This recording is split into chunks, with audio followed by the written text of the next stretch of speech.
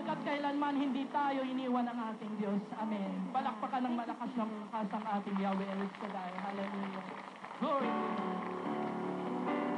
Oh, we thank you for the victory, O Lord God.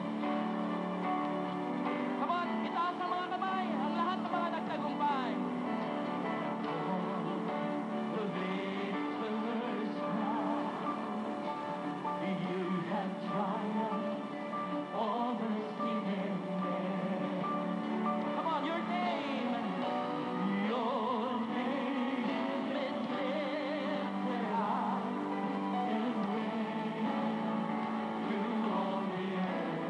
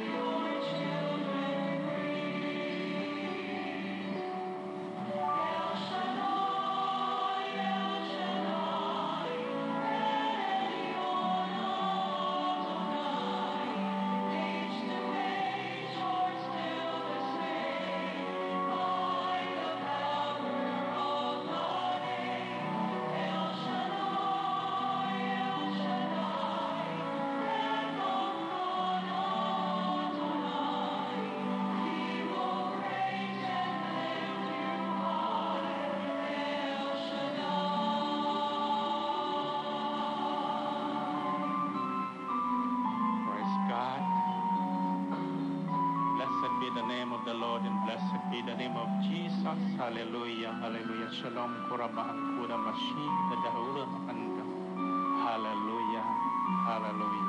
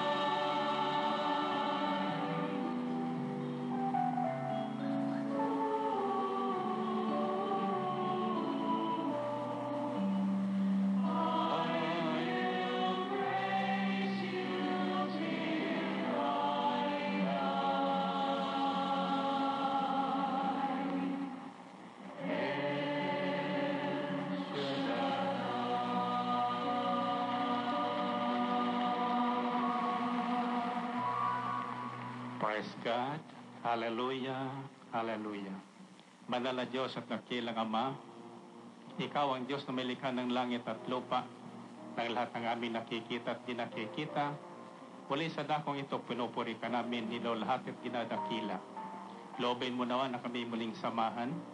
Iunat niyo po magpagpalang kamay at abutin ang lahat ng aming mga karamdaman. Ang may mga sakit, lubos ang pagalingin ngayon din. Ang mga pinanghinaan muling palakasin sa ngalan ni Jesus. Pagpalain ang aming makahilingan ngayong gabi at loobin mo nawa na kaming lahat ay tumanggap ng gantimpala na naukol sa ngalan ng Ama, ng Anak, ng Espiritu Santo. Amen and Amen. Purihin ang Panginoon.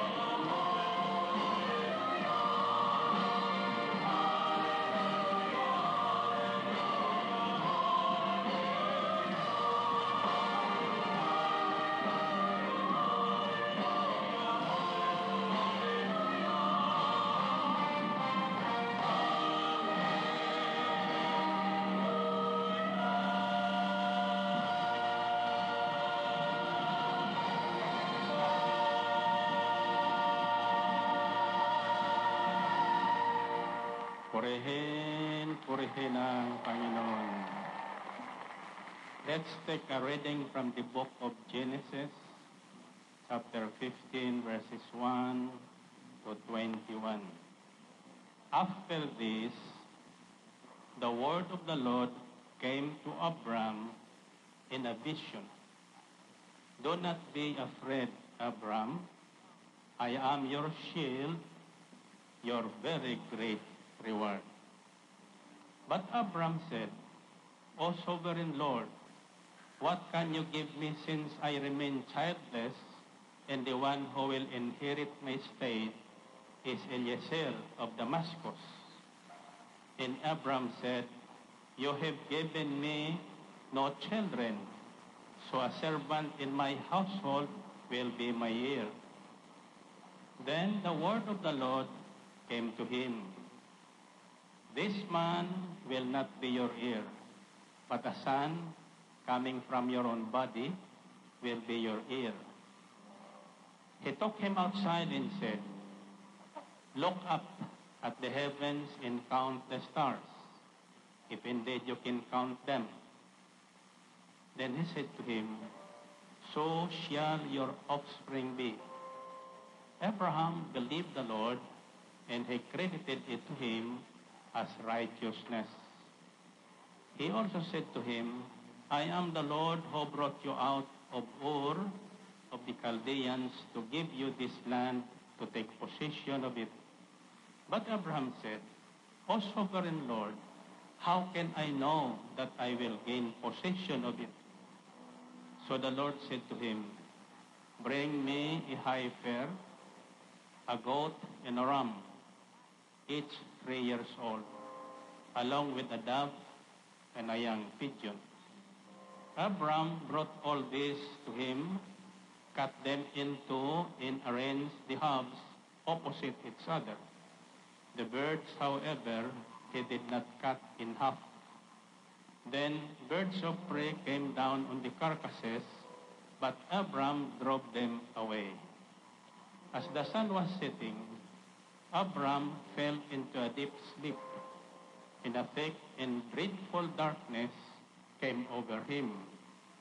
Then the Lord said to him, Know for certain that your descendants will be strangers in a country not their own, and they will be enslaved and mistreated 400 years. But I will punish the nation they serve as slaves, and afterward they will come out with great possessions. You, however, will go to your fathers in peace and be buried at a good old age. In the 4th generation, your descendants will come back here, for the sin of the Amorites has not yet reached its full measure.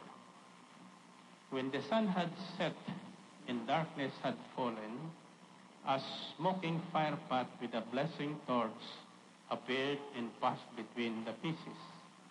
On that day, the Lord made a covenant with Abram and said, To your descendants I give this land, from the river of Egypt to the great river, the Euphrates, the land of the Kenites, Kenizzites, Kadomites, Hittites, Perizzites, Raphaites, Amorites, Canaanites, Girgashites, and Jebusites. Purihin natin ang Panginoon. Purihin ng Diyos. Pagkaraan ng lahat ng ito, ibig kong tandaan yung salitang pagkaraan. Pagkaraan ng lahat ng ito, si Abram ay nagkaroon ng isang pangitain. Narinig niyang sinabi sa kanya ni Yahweh, Abram, huwag kang matatakot ni mangagambaman. Kalasag mo ako, kita'y iingatan, at ikaw ay aking gagantimpalaan. Ngunit sinabi ni Abram, Yahweh, ano pang gantimpala ang ibibigay mo sa akin? Wala naman akong anak. Wala akong tagapagmana, kundi si Eliezer na taga Damasco. Hindi mo ako pinagkalooban ng anak. Kaya isa kong alipin ang magmamana ng aking ari-arian. Sinabi ni Yahweh, hindi alipin ang magmamana ng iyong ari-arian. Anak mo ang magmamana. At inilabas siya nito at sinabi sa kanya, masdan mo ang mga bituin. Mabibilang mo ba yan? Ganyang karami ang magiging anak mo at apo. Nanalig si Abraham at dahil dito'y kinalugdan siya ni Yahweh. Sinabi pa ni Yahweh kay Abraham, ako ang kumuha sa iyo sa Ur ng Kaldea upang ibigay sa iyo ang lupaing ito. Itinanong naman ni Abraham, Yahweh, aking Diyos, paano ko malalamang ito'y magiging akin? Sinabi sa kanya, dalhan mo ako ng isang baka, isang kambing, at isang tupa. Bawat isa ay 3 taon ang gulang. Magdala ka rin ng isang kalapati at isang bato-bato.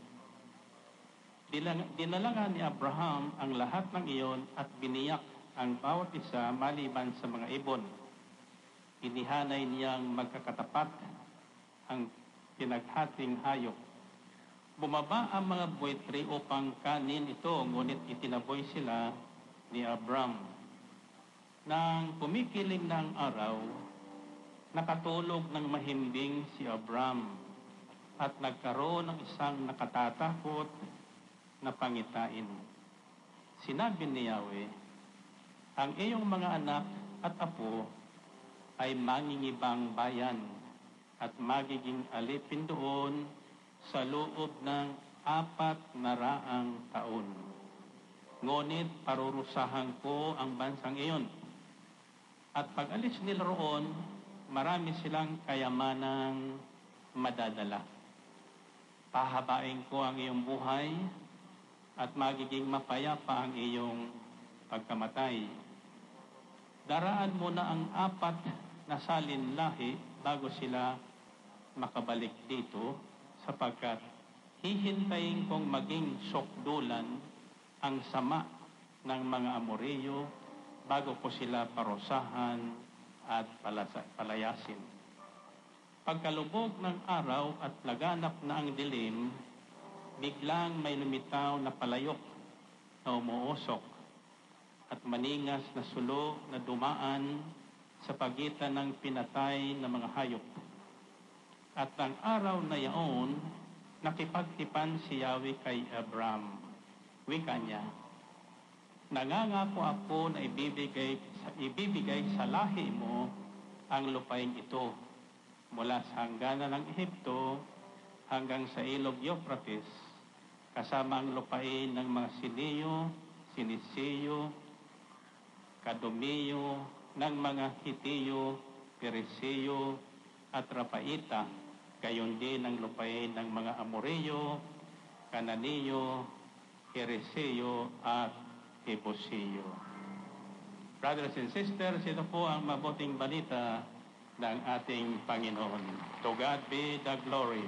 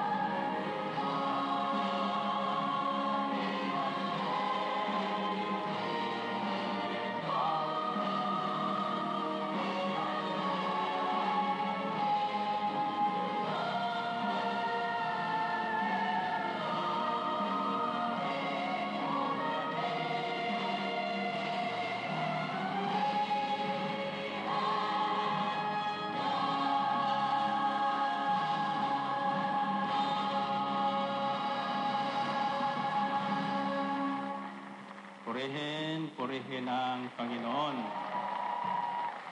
Okay. Taas ang inyong mga prayer requests.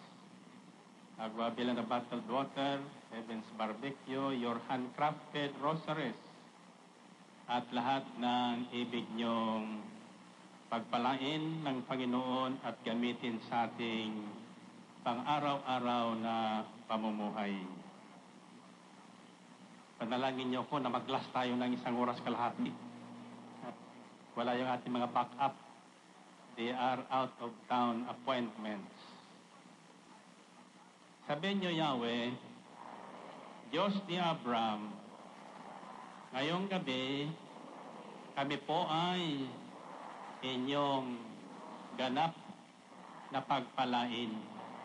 Tunghayan mo ang aming pananalig, hindi po ang aming mga pagkukulang sa iyo at sa aming kapwa. Pagpalain niyo po ang lahat ng aming kahilingan. Pagpalain ang aming mga kasuotan. Pagpalain ang lahat na hawak ng aming makamay. Pagpalain ang aming pakikinig ng mabuting balitang inyong ihahatid sa amin. Mangusap po kayo ng malayang malaya at kami naman ay makikinig ng mainam. Nang sa gayon, ang gantimpalang ibinigay mo sa aming ninonong si Abraham ay amin ding tanggapin ngayon sa aming buhay. Sa ngalan ni Jesus, ito po ang aming samot dalangin at kayong paman, kami na ay nagpapasalamat sa lahat ng ito. Amen? Amen. Okay. Yakapin niyong hawak niyong mga daladalahan. At sa bilang kong 3, sasabihin niyo, yung kung kayo ng 3 ulit, sabihin niyo, Yahweh, mangusap po kayo at kami ay makikinig. Ulitin niyo nga.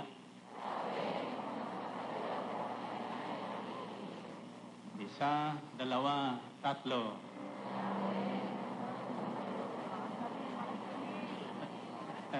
Hallelujah. Nangihina na yata kayo. Okay, magkakaupo na kayo lahat. And makinig po tayo. Bago tayo magpatuloy, nga pala, ako ay may mahalagang sariwang kapahayagan na ibig kong pakinggan niyo at ating gawin. Sa susunod na Sabado ay February 14. Anong mayroon sa araw na iyan? Ha? Okay. Araw ng mga pusong sugatan. So we will have a special Valentine worship dito sa Ambel City. Dress code, all white, and wear your handcrafted rosaries as garland around your neck. Narinig na yon? Dress code natin all white at isusuot natin ang ating mga rosaryong bato na bilang, anong tawag ng garland sa Tagalog? Parang sampagita na nilagay natin sa ating leeg. And listen to this.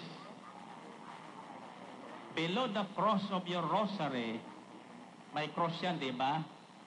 Pag ginawa nating garland yung ating rosaries, nasa ibaba yung cross. Totoo, hindi? Sa ilalim ng cross, tie a crimson red ribbon. Dali, marunong makigumawa ng ribbon? Make your ribbon beautiful. Tie a crimson red ribbon. I'll tell you what this is all about next Saturday. Bring your candles for our special Valentine candlelight, sandwiches or barbecues for our Valentine salo-salo. Bring your whole family. Mga misis nyo, mister nyo, anak nyo, apo nyo, kapitbahay nyo, dalhin nyo dito at ako'y nakatitiyak, silang lahat tatanggap ng regalo. Amen ba? Purihin natin ang Panginoon, purihin ang Diyos. Now, let me go back to the first 6 verses of this reading according to Genesis chapter 15, verses 1 to 6. After this, the word of the Lord came to Abram in a vision. Do not be afraid, Abram. I am your shield, your very great reward. But Abram said, O sovereign Lord, what can you give me since I remain childless, and the one who will inherit my estate is Eliezer of Damascus? And Abraham said, You have given me no children, so a servant in my household will be my heir. Then the word of the Lord came to him, This man will not be your heir, the son coming from your own body will be your heir. He took him outside and said, Look up at the heavens and count the stars, if indeed you can count them. Then he said to him, So shall your offspring be. Abram believed the Lord, and he credited it to him as righteousness. Question: what does the word mean after this? Or pagkaraan ng lahat ng ito? Ano kaya ang ibig sabihin nito? Nagsimula po ang ating mabuting balita sa salitang pagkaraan ng mga ito. Tagalog, pagkaraan ng lahat ng ito, si Abram ay nagkaroon ng pangitain. Narinig niyang sinabi sa kanya ni Yahweh, Abram, huwag kang matatakot ni mga gambaman. Kalasag mo ako, kita'y aking iingatan.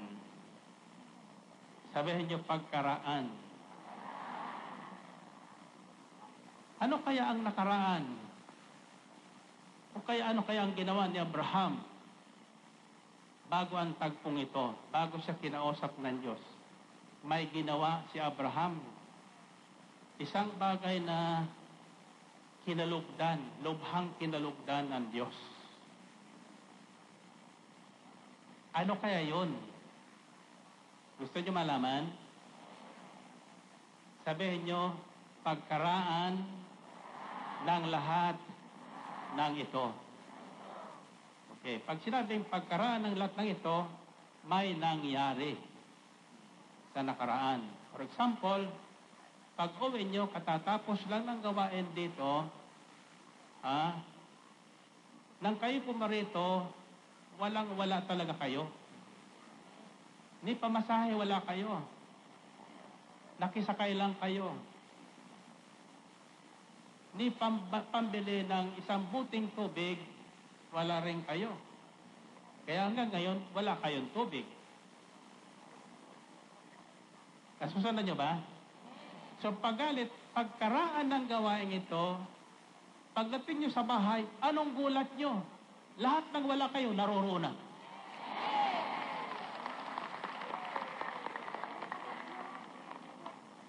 Are you prepared to listen to this message? Are you listening very carefully? Then the following verse says, And Abraham had a vision. Nagkaroon ng pangitain si Abram. kinausap siya ng Diyos. At sinabi sa kanya ng Panginoon, Abraham, huwag kang matatakot ni mangangamba man. Kalasag mo ako, kita'y aking iingatan. Sa English, sabi niyo, Abraham, do not be afraid. I am your shield and your very great reward. Kalasag mo ako, kita'y iingatan at gagantimpalaan. Ang tanong ko ay, ano kaya ang nakaraan ni Abraham? Kayo, mayroon bang nakaraan na maaring kalugdan ng Diyos? O mayroon kayong nakaraan na hindi kalugod-lugod sa Diyos? Bato-bato sa langit, ang tatamaan po ng mensaheng ito, saan ka man naroroon?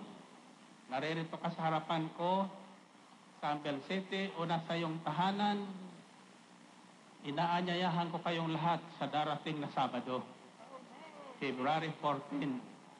For the first time, try your best to come. And I guarantee you, you will receive a miracle. Purihin natin ang Panginoon. Purihin ng Diyos. Now, gusto ba naman nakaraan ni Abraham? Okay. Taas ang kamay nyo. Yan yung mga prayer request nyo para makita lang ating mga kapatid dyan na umiikot. Before chapter 15, since yung first verse nagsasabing, after this, or pagkaraan ng lahat ng ito, something happened in the previous chapter. Kasi kasunod po ito ng chapter 14. So, ako po ay na-attract sa salitang after this at pagkaraan ng lahat ng ito. Ang nakaraan ni Abraham ay naroroon sa chapter 14. Pakinggan niyo po ng mabuti upang maunawa natin mabuti bakit lubhang kinalugdan si Abraham. And you know what? Hindi ordinaryong gantimpala ang ibinigay kay Abraham. Hindi kotse, hindi bahay at lupa, hindi kayamanang walang kapantay, hindi karunungang walang kapantay, hindi kapangyarihan, kundi si Yahweh El Shaddai mismo. Did you get me? Nahuli niyo ba yon? Ang gantimpalang tinanggap ni Abraham ay hindi po anuman o kung sino man. Ang presensya ni Yahweh El Shaddai. Sa kamay niyo. At sinabi sa kanya, I am your shield. Alam niyo ba yung shield?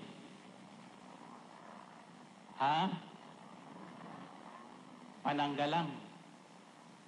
Personal bodyguard, kumbaga. Nakakita na kayo noon? Isang tao ang naging personal guard, ang Diyos na kataas-taasan. Ano ang ginawa ni Abraham? Bakit? Why did he merit this so great a favor? Ang tawag doon, I am your very great reward. Nasundan niyo ba yun? Ang tanong ko sa inyo, ibig niyo bang si Yahweh mismo ang inyong maging great reward? Ang inyong tagapagsanggalang? Ang inyong personal bodyguard? Anywhere? Anytime? Pakikita ko sa inyo ang taong sinusubaybayan ng Diyos. So, let's go back to Genesis chapter 14, verses 17 to 20. Shortcut ko po ang chapter na ito. After Abram returned from defeating Kedorlaomer and the kings allied with him, the king of Sodom came out to meet him in the valley of Shaveh. that is the King's Valley. Then Melchizedek, king of Salem, brought out bread and wine. He was priest of God Most High, and he blessed Abram, saying, Blessed be Abram by God Most High, Creator of heaven and earth. And blessed be God Most High, who delivered your enemies into your hands. Then Abram gave him a tenth of everything. Sa pagbabalik ni Abram, pagkatapos niyang talunin si Haring Kedorlaomer at ang iba pang mga haring kasama nito, sinalubong siya ng hari ng Sodoma sa libis ng Sabi, na tinawag ding libis ng hari.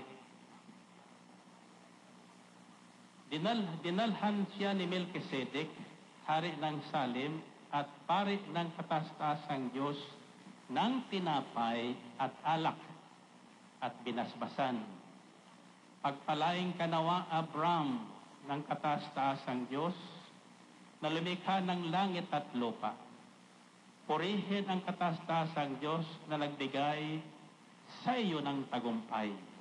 At ibinigay ni Abraham kay Melchizedek ang ikasampung bahagi ng lahat ng kanyang nasamsam buhat sa labanan.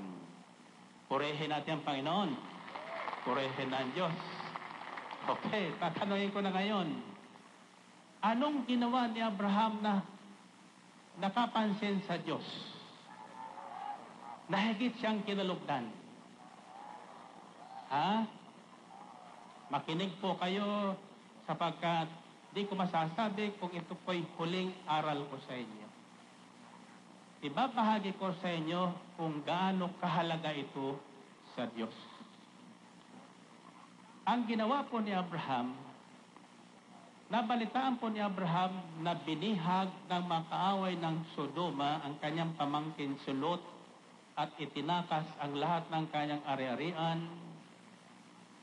Binihag ni Haring Kedorlaomer at ang 5 haring kasabwat pa niya ang hari ng Sodoma at Gomora at ang lahat ng yaman doon. Nabalitan ito ni Abraham. So, naghanda si Abraham ng 300 tauhan niya madirigma at tinugis at ipinagtanggol niya ang kanyang pamangkin. Dahil sa siyam yun, without his knowing it, siya ay sinusubaybayanan ng Diyos na tumawag sa kanya mula sa kanyang kinagis ng bayan sa Ur.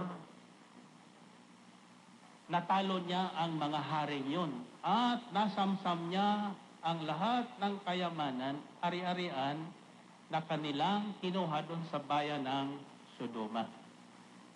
Kasama si Lot at ang kanyang mga arian, nabawi lahat ni Abraham. Sa isang digmaan, may tinatawag na spoils of war.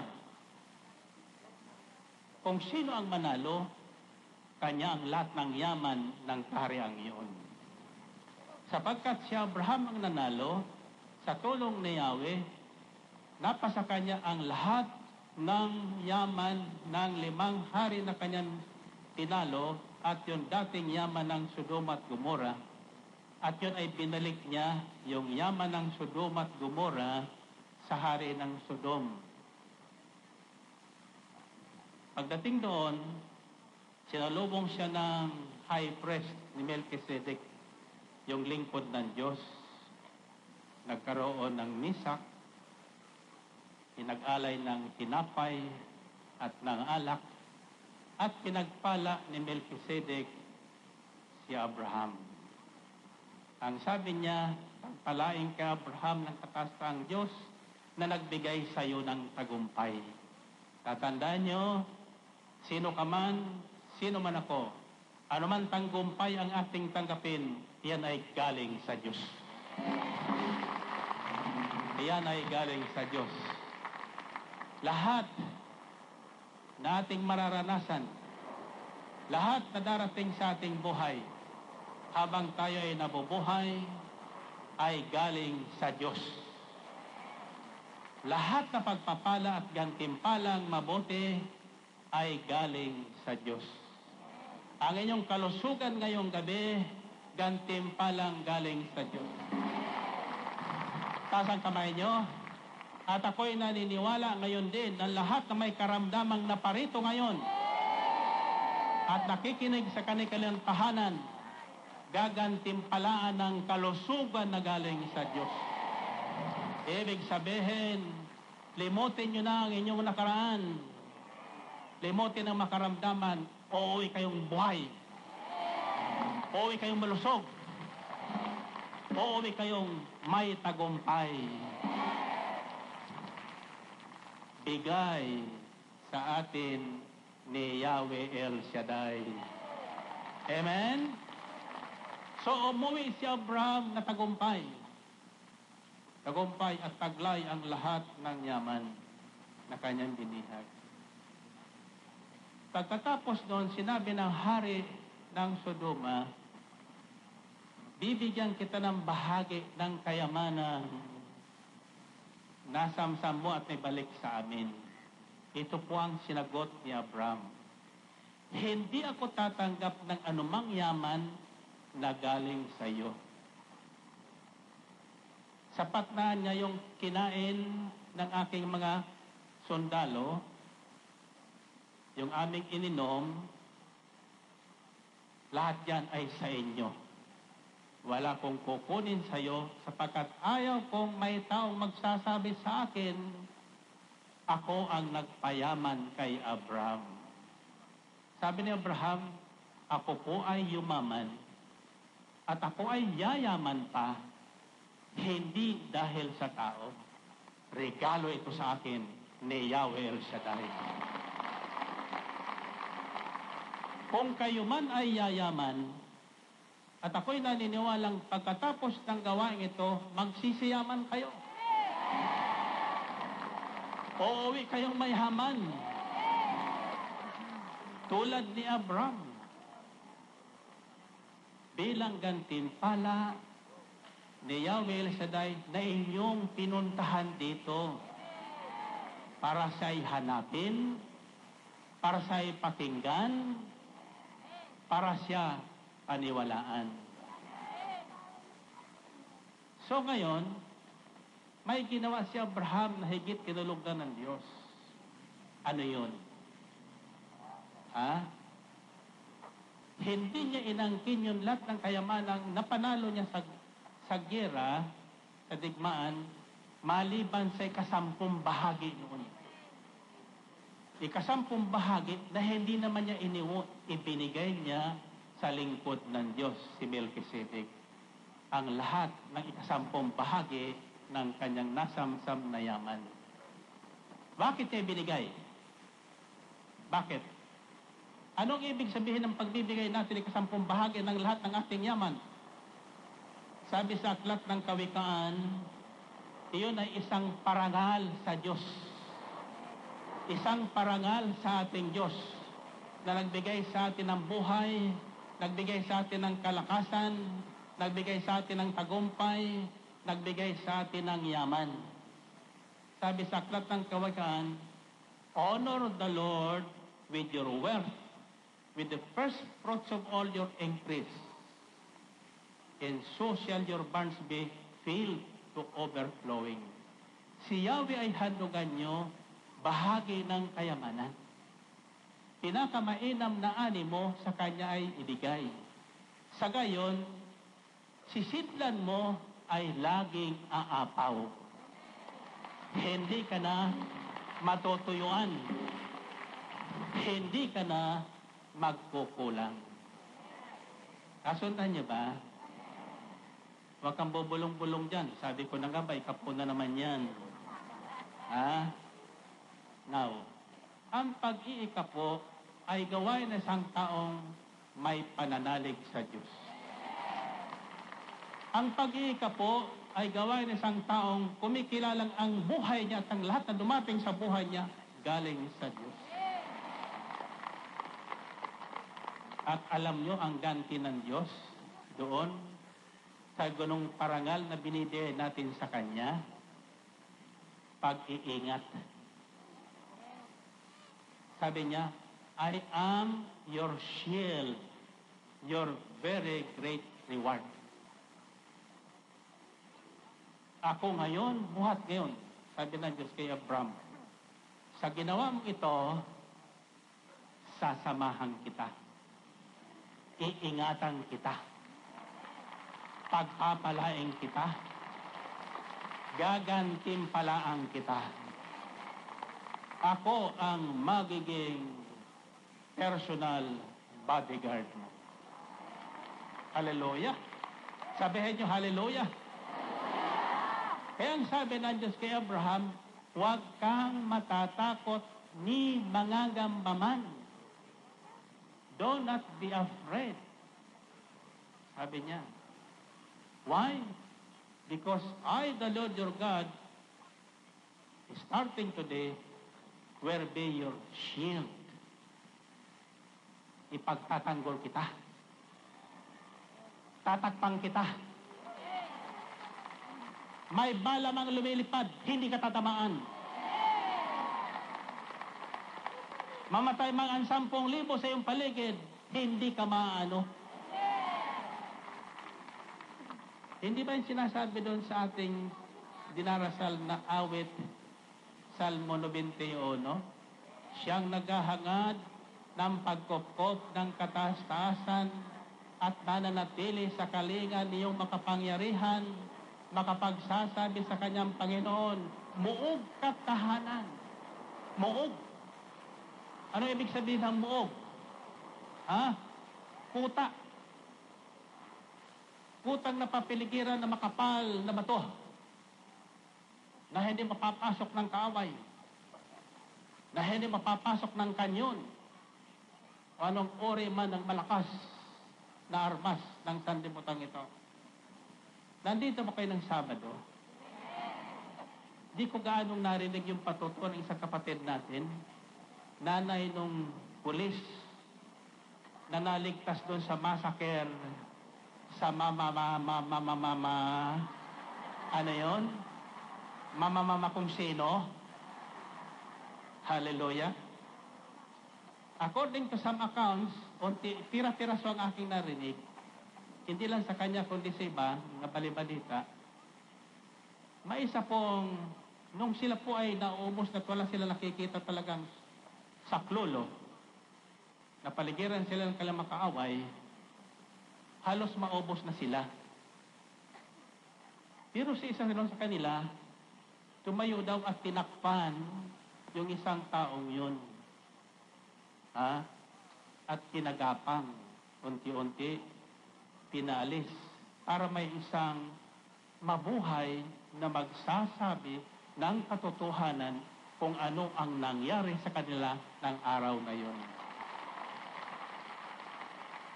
At ayon sa patotoo na ating narinig, ang isang staff member na ito, siyempre naubusan na sila ng bala. Yung bala ng mundo na uubos. Subalit ang abala ng Diyos hindi na uubos. Amen? Ang shield o bulletproof na gawa ng tao, tinatagos ng mga makabagong malalakas na bala. Subalit ang shield ng Panginoon, kahit atomic bomb, hindi tatagos doon. Purihin natin ang Panginoon. Purihin ng Diyos. Nasusundan niyo ba? So, the trend of this message is about God's protection. Divine protection.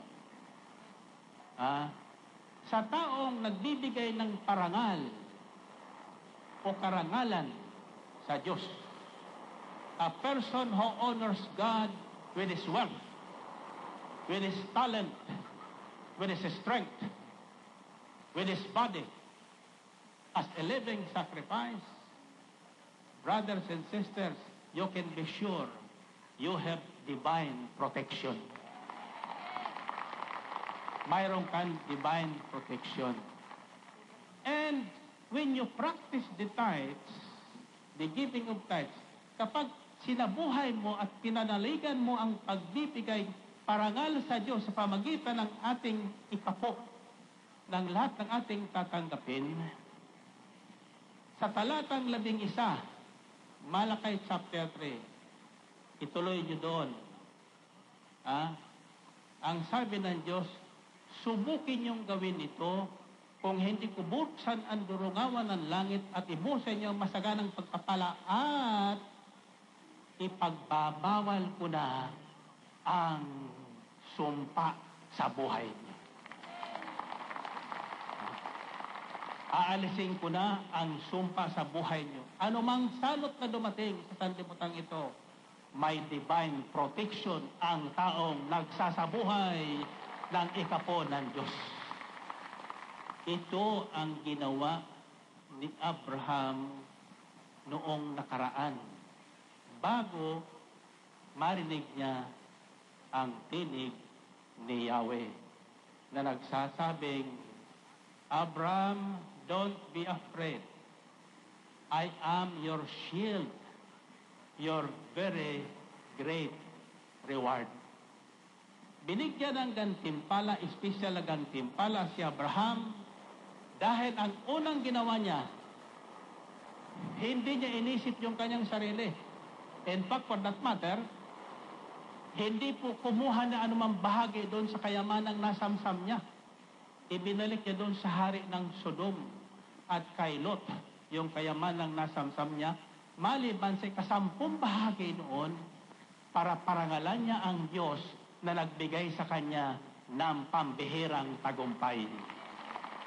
Kasang kamay niyo. At alam niyo sa labanan noon, libo-libo, 5 kaharian ang kalaban nila, ang tinugis nila. Ang tauhan lang ni El Shaddai, 300. 312, if I am not mistaken. And out of the 312, natudas nilang kanilang kaaway, ni isa walang nalaglag sa kanila. Purihin natin ang Panginoon. Purihin ng Diyos. Glory to God, glory to Christ Jesus. Now, nasusundan niyo na ba? Then, so ang sabi ng Panginoon, gagantimpalaan pa kita. Pagpapalain pa kita. Sabi ni Abraham, Yahweh, ano pang pagpapala ang ihantayin ko? Wala naman akong tagapagmana. Hindi mo ko binigyan ng anak. Matanda na kami. Mayroon kong katulong. Sabi niya, si Eliezer na taga Damasco, siyang magmamana ng aking kayamanan sapagkat wala akong anak. Katulong magmamana, ha? Pakinggan niyo po ito. Kayong mga nangingibang bayan na nagiging katulong o lingkod sa mayayaman. Pakinggan niyo na mabuti ang mensaheng ito. Anyway, so sabi ng Diyos kay Abraham, hindi katulong mo ang magmamana ng yamang ibibigay ko sa iyo.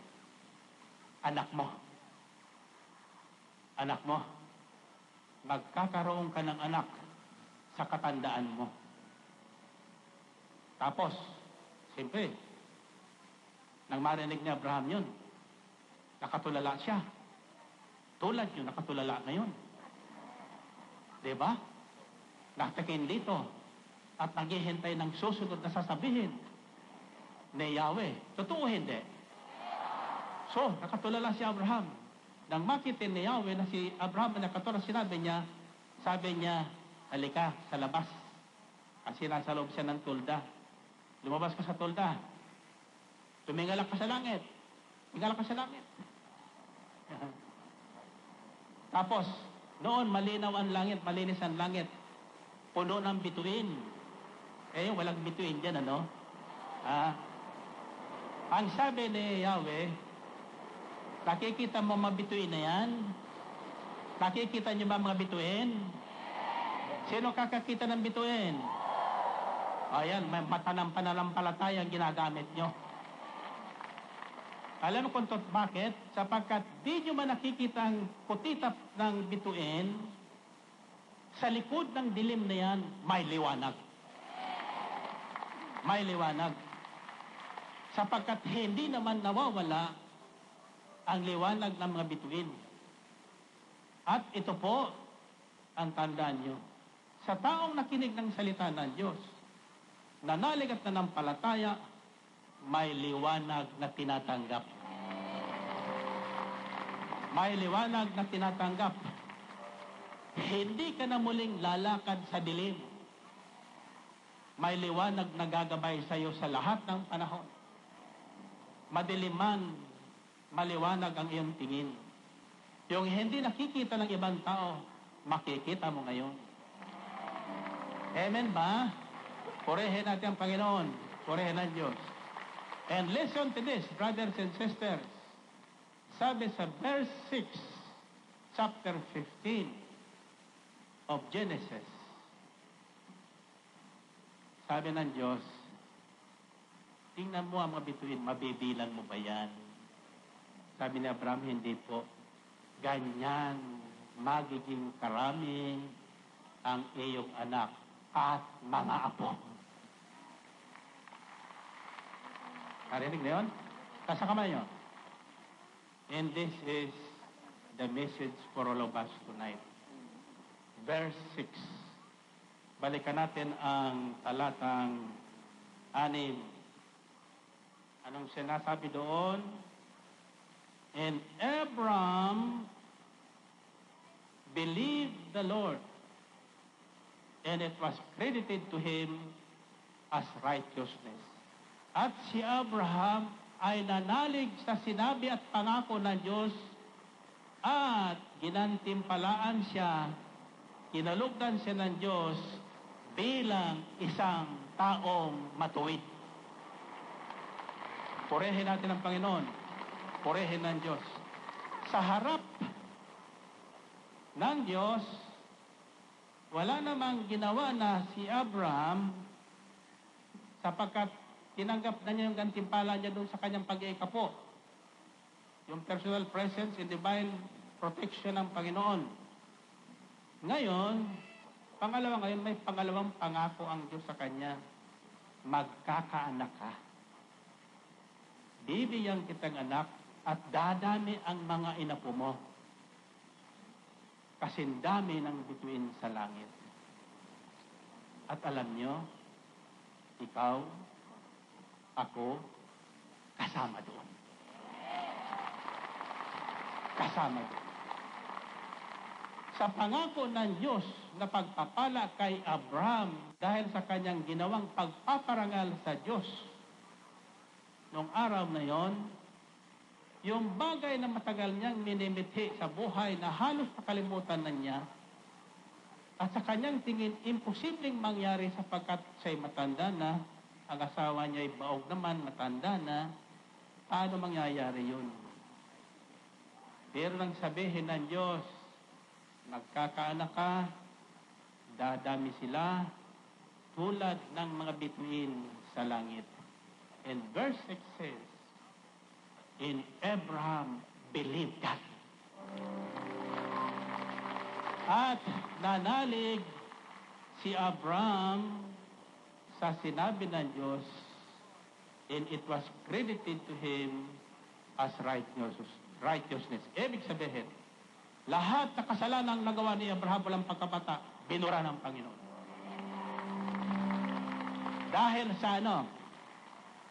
Dahil sa ano? Dahil sa kanyang pananalig sa sinabi ng Diyos. Kung tayo ay tutularan natin si Abraham, tuwing tayo ay nakikinig ng mabuting balita na galing sa Diyos, paniniwala natin, tatanggapin natin, iuwi natin ang salitang ito, pagninilayan natin araw at gabi at ating isa sa buhay, kapatid, you are considered righteous. Ituturing ka ng Diyos na matuwid. Ang ating pagiging matuwid, hindi dahil sa ating ginawa, kundi dahil sa ating pananalig kay Kristo Jesus, ang salita ng Diyos na may buhay at nagbibigay buhay.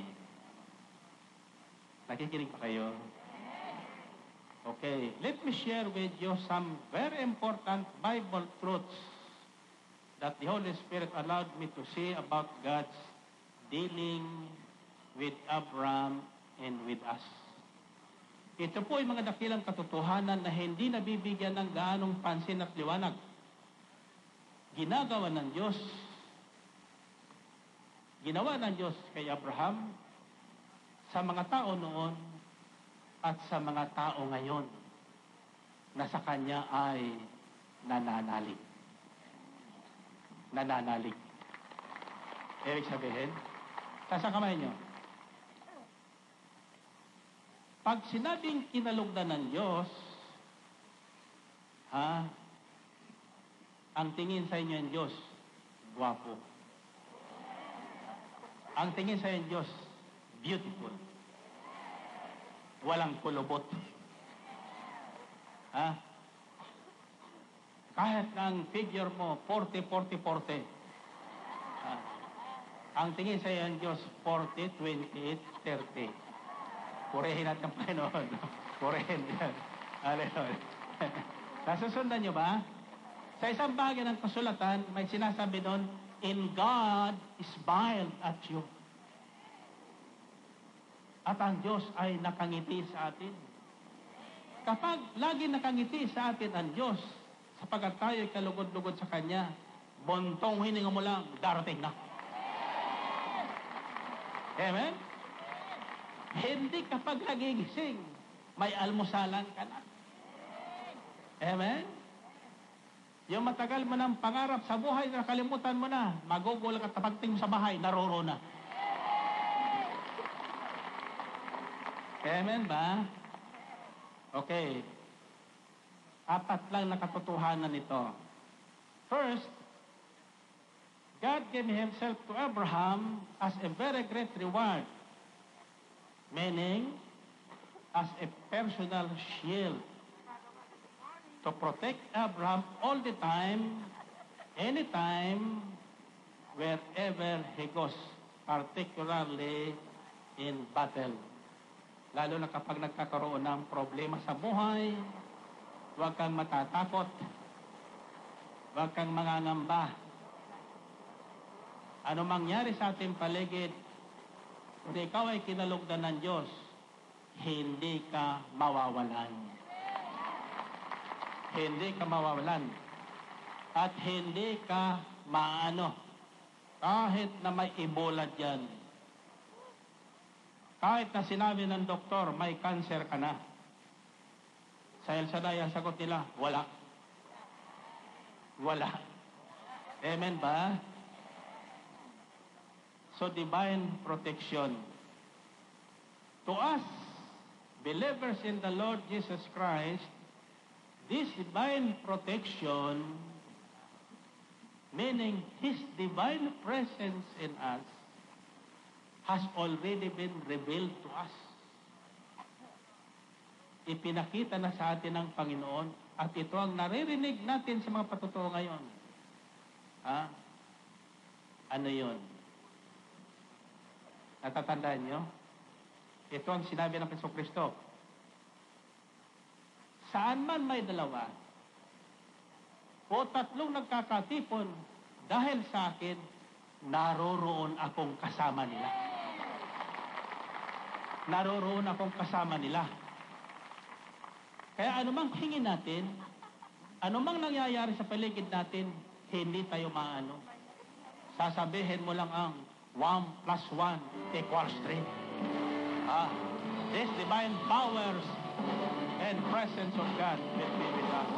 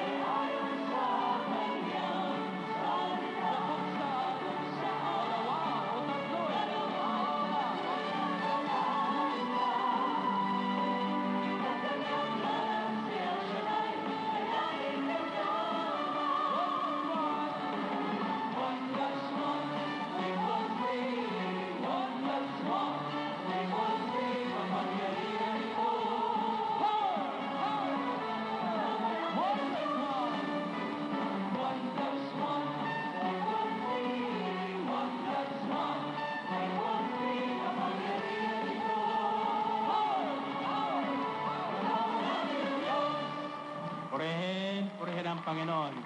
Okay, lagay yung kamay sa ulo nyo. Nagkikinig ba kayo? Pakinggan nyo mabuti sapagkat yung unang ipinahayag ko sa inyo na uuwi kayo ngayong gabi na ibang-iba noong nakaraang mga Sabado magaganap sa inyo.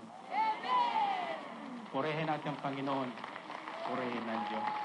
So, the first Bible truth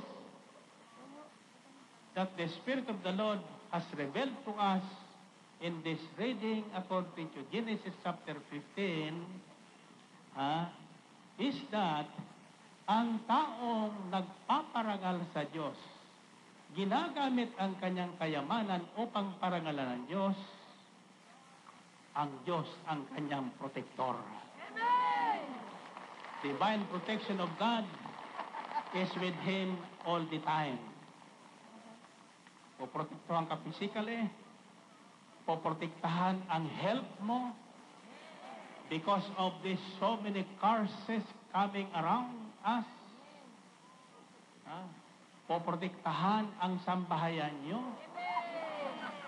Poprotektahan ang hanap buhay mo. Lahat poprotektahan ng Diyos. Bakit? May tao siyang nagpaparangal sa Kanya. Purihin natin ang Panginoon. Purihin ng Diyos. Second truth, pangalawang katotohanan, the Word of God became powerful and effective to Abraham after he heard it and believed it. Ang salita ng Diyos at ang pangako ng Diyos nagkaroon ng kapangyarihan sa buhay ni Abraham at nagkaroon ng katuparan ang lahat na sinabi ng Diyos nang paniwalaan ni Abraham ang pangako ng Diyos. Narinig niyo yun? Okay. Kasa kamay niyo. So sabi ng Diyos kay Abraham, magkakaanak ka. Siya magmamana ng yaman na bibigay ko sa iyo. At di lang yun, dadami sila. Kasi dami ng bituin sa langit. And the next verse is, and Abraham believed the Lord. At nanalig pinaniwalaan ni Abraham ang sinabi ng Diyos, at ito'y nagkatotoo. Amen. Nagkatotoo. Okay. Then, nangako ang Diyos kay Abraham. You know, this God is a promising God. Ang daming pangako ng Diyos. At sabi sa Biblia, walang ipinangako ang Diyos na hindi niya tinupad. Lahat kanyang tinutupad. Natupad at tinutupad. Amen? So, ang sabi ni Abraham, pwede natin gayahin si Abraham. Abram pa ang pangalan noon. Abram, A-B-R-A-M. Hindi pa si Abraham. Binago ang pangalan na yan. Ingat tayo sa mga pangalan sapagkat may pangalan na tumutugon sa buhay natin. Halimbawa, ang pangalan mo ngayon ay Alma. Alma. Alam niyo bang ibig sabihin ng Alma? Laging umaalma. Kaunting diferensya, almado na. Mataas ng presyon. Ano yan?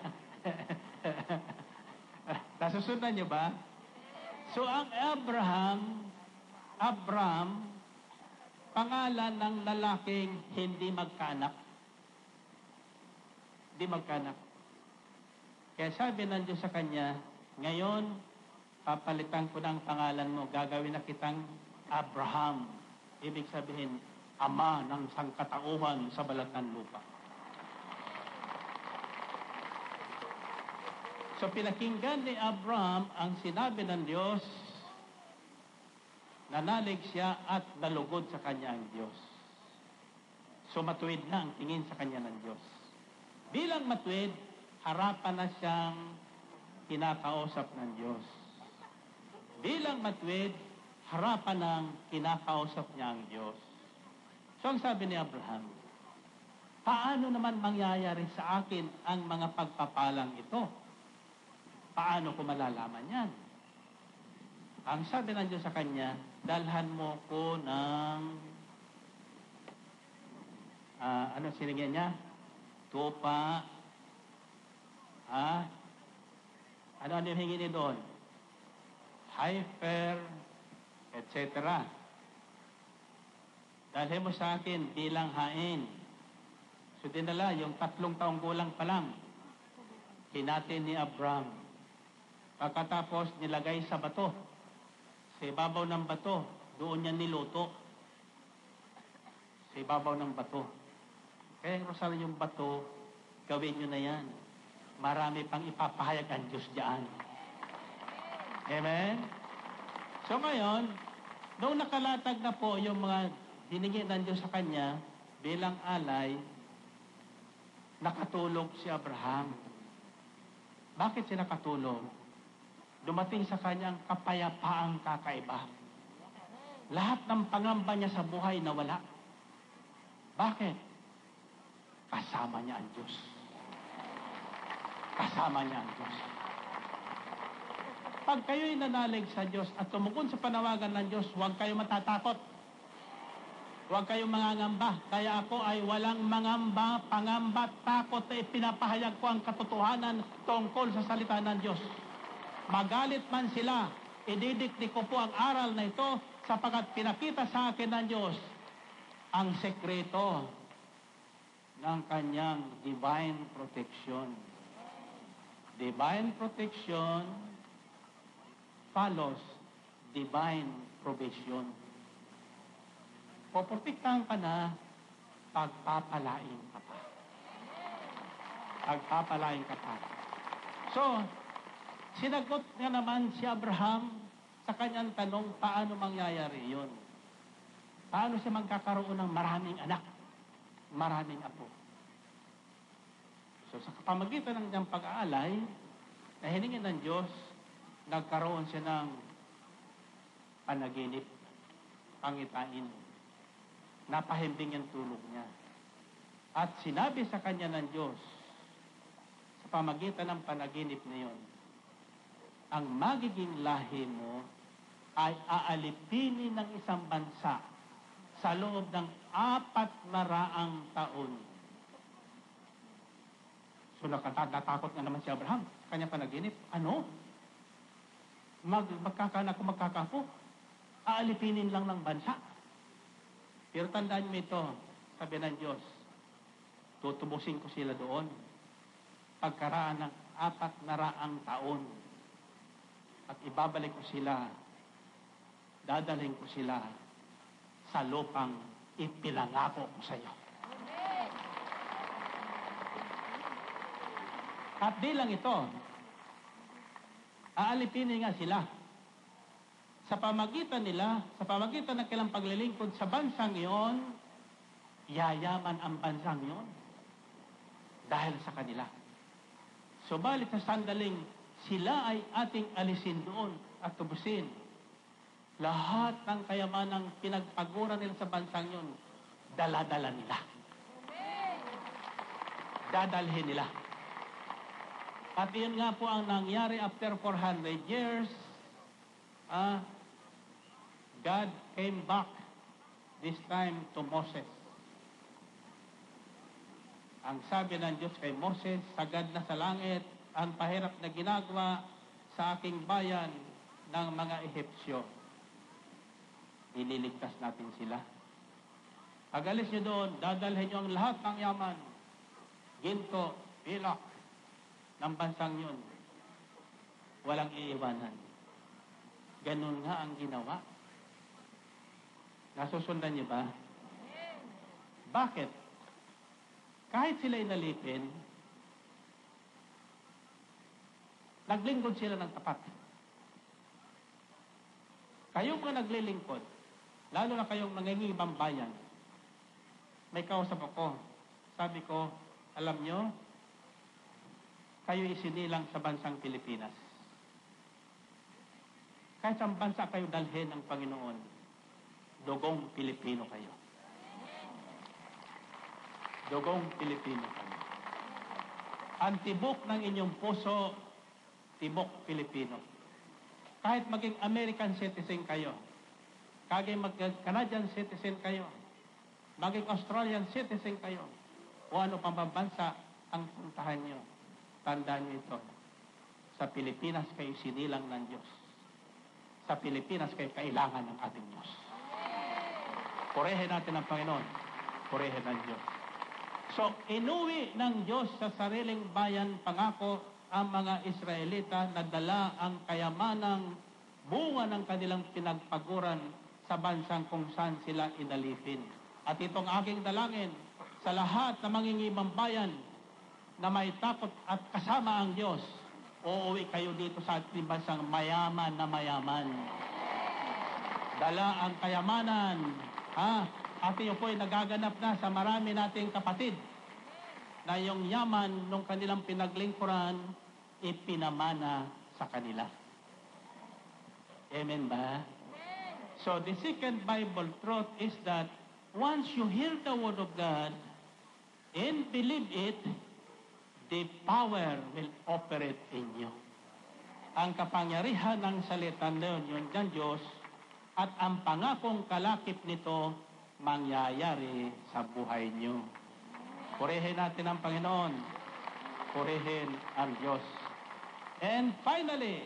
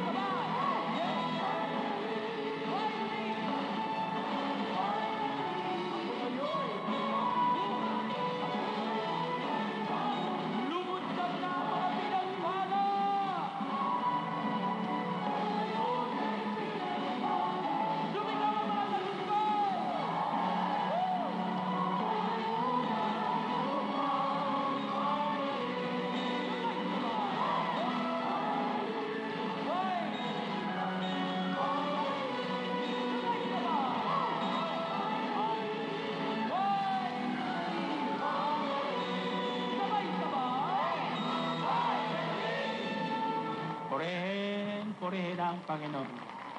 And finally, okay, taas ang kamay nyo. Gusto nyo ng gantimpala? Hindi lang basta gantimpala. Malaking gantimpala.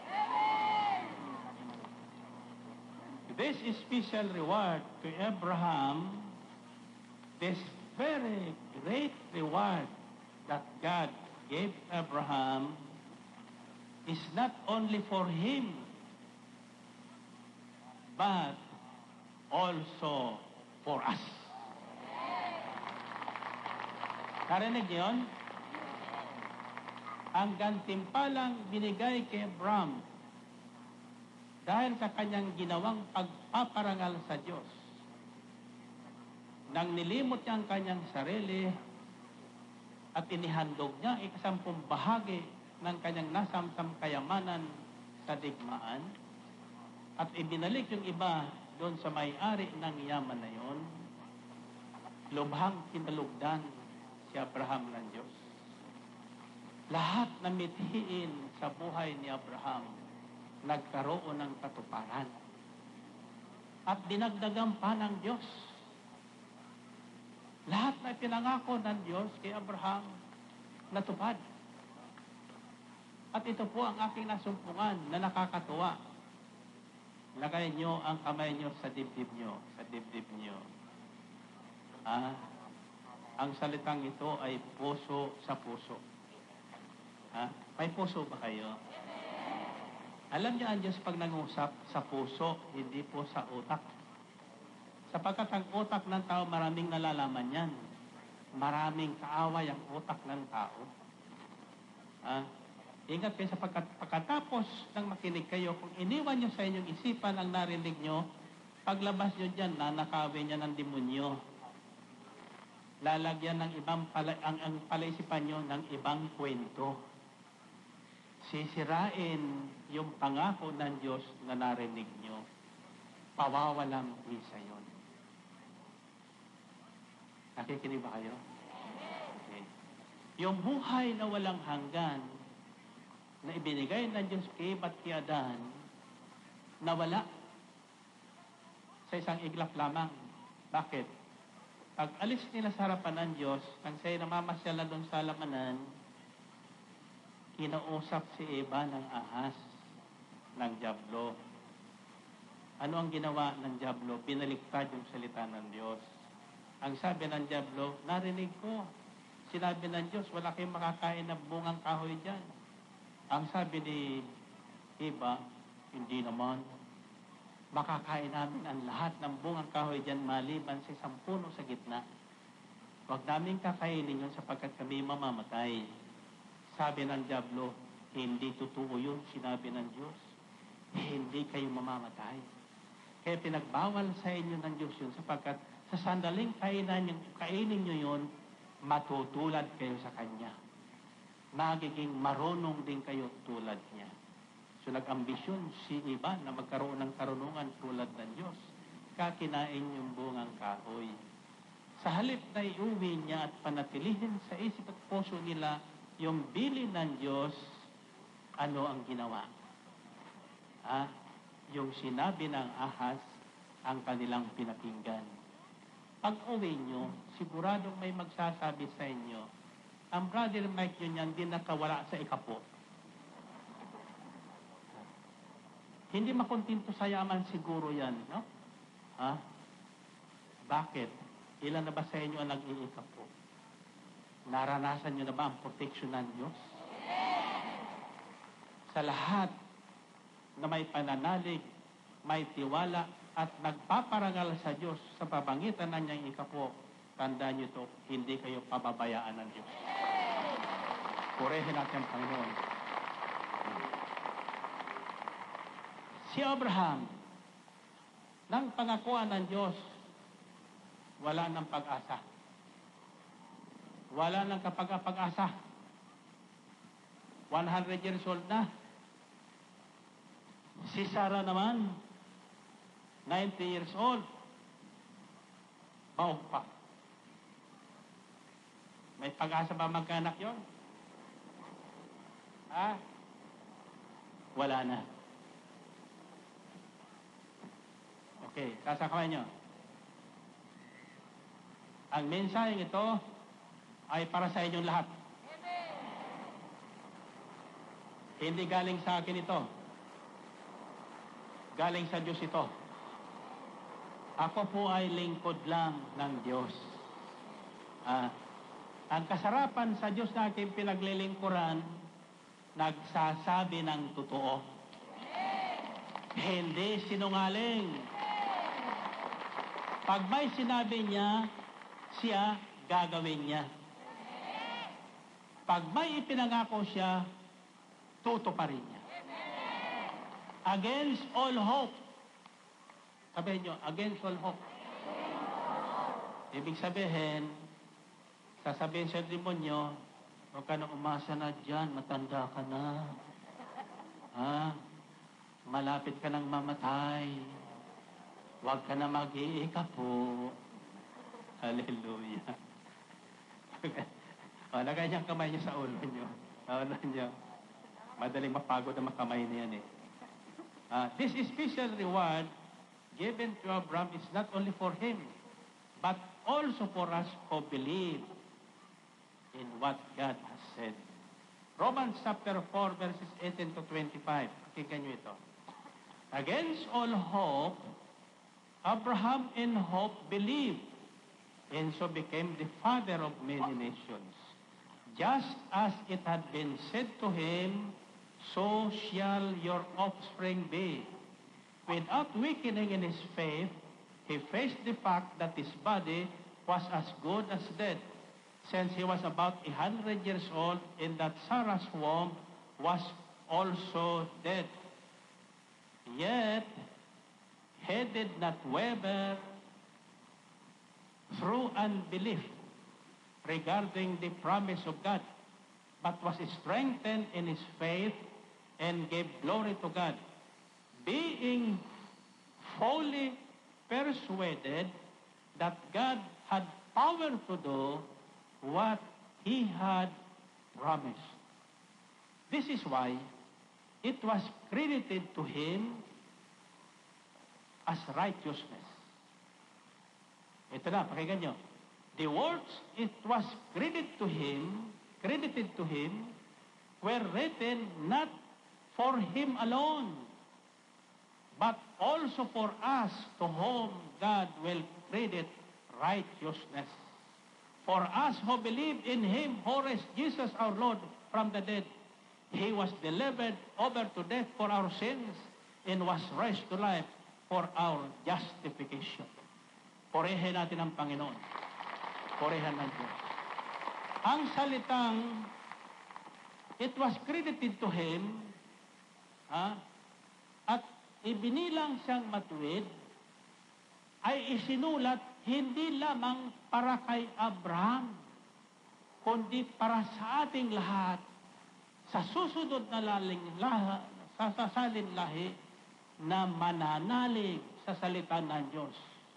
Salitang nagkatawan tao, salitang pinahirapan ng tao, salitang pinatay ng tao, salitang inilibing ng tao, subalit muling binuhay ng Diyos.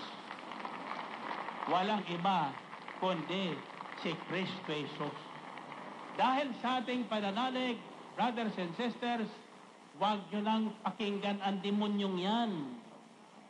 Nasasabihin sa iyo, wala ka ng pag-asa, paulit-ulit ka na nagkakasala. Magkasala ka man ng 7 ulit, 10 ulit sa maghapon, kapag nagbalik loob ka sa Diyos, patatawarin ka. Patatawarin ka.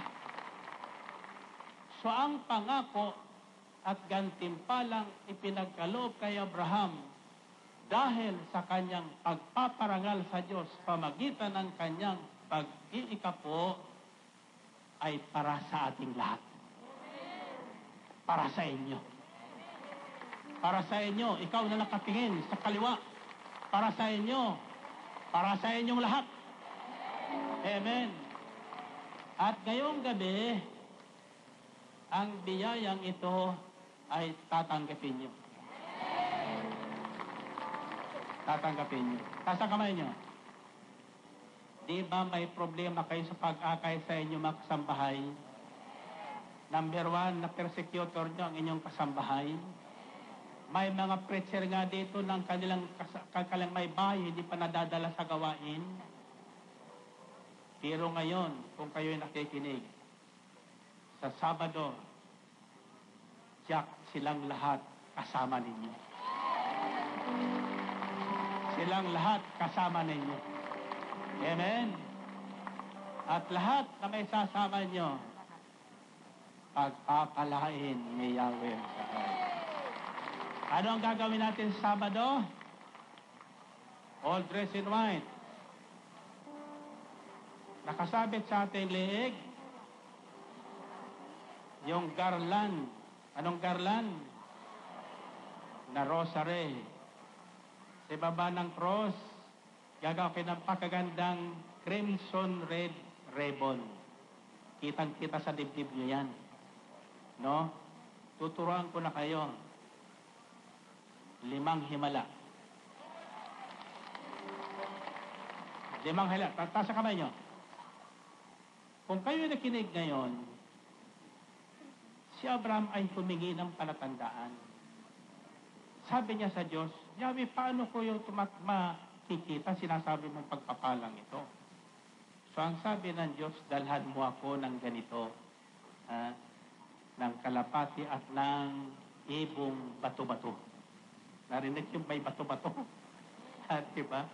Ngayon, hindi hayop, hindi ibon, ang ipinadadala sa atin ni Yahweh sa Sabado. Ano? Rosaryong yari sa bato.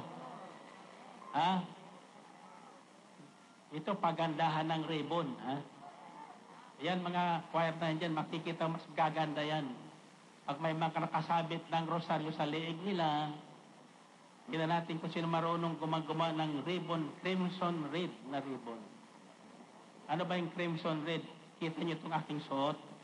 Ito po ang crimson red. Ito ang pula. Dugong, kulay dugo. Ibig sabihin. Kaya ang Valentine's, doon sa nakaraan, ang binibili ng mga tao, rosas na pula. Alam mo kung bakit? Iyan ay simbolo ng sugatang puso. Pusong nasugatan. Amen? Sa mga anak ni Yahweh Shaddai, ang puso natin ay isang pusong pinagpala. Pusong pinagpala. Amen ba? Sinong ibig magkaroon ng pusong pinagpala? Okay. Find your partner. Find your partner.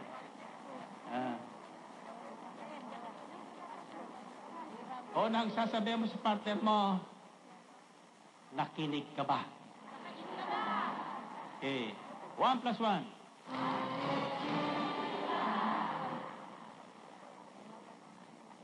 Sasabihin mo sa pangalawa, sagot doon sa tanong mo.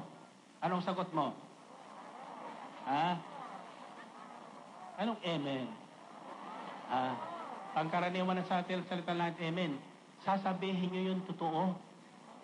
Kung nakinig ka, sabihin mo, opo, nakinig ako. Okay, 1 plus 1. 3 plus 3.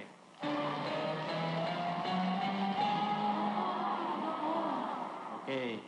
Totoo ba nakinig kayo? Ito ang sasabihin nyo. Ngayong gabi, may gantimpala ka. Ulitin mo. Ngayong gabi, may gantimpala ka. At hindi basta gantimpala yan, Kung anong gantimpalang tinanggap ni Abraham, gantimpala mo yun. Okay, 1 plus 1. 3 plus 3. Oo, nakinig ako. 7 plus 7.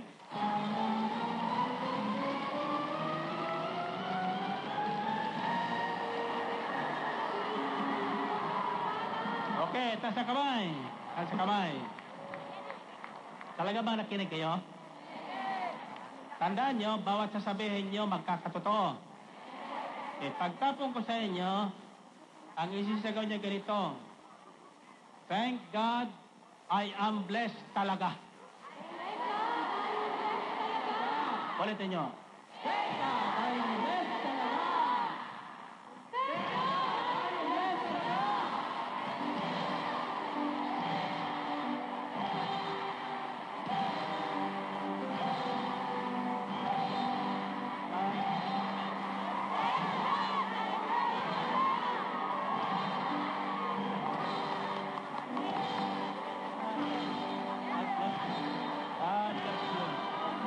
God bless you all.